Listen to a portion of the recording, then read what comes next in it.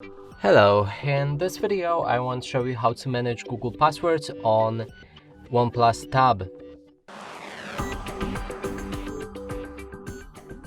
And to do this, here we need to open our Google Chrome. Inside, open any website that you want to save the passwords for. But before that, actually we'll need to enter our Google Chrome settings like that.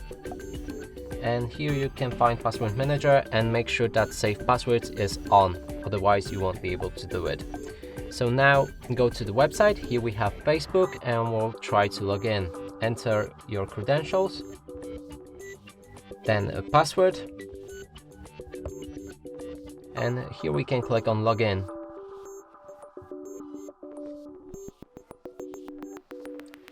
On top you'll see Save Password. You can click on Save.